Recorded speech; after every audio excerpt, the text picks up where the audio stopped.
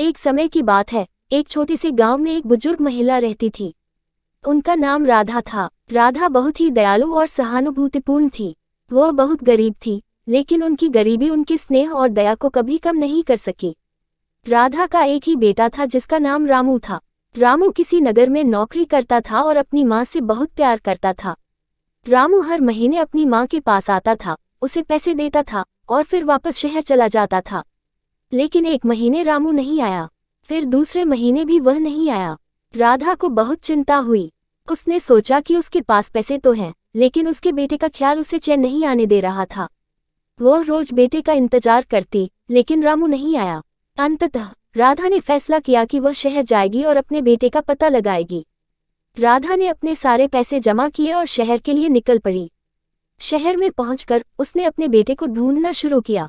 दिनों बीत गए, लेकिन वह अपने बेटे का पता नहीं लगा सकी। उसके पास पैसे भी खत्म हो गए थे।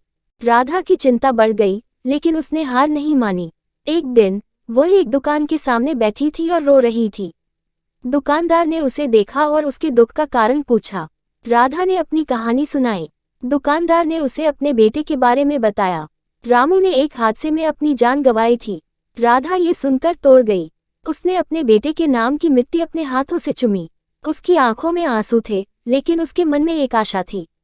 उसने अपने बेटे को खोने के दुख को स्वीकार किया और अपने गांव लौटने का फैसला किया।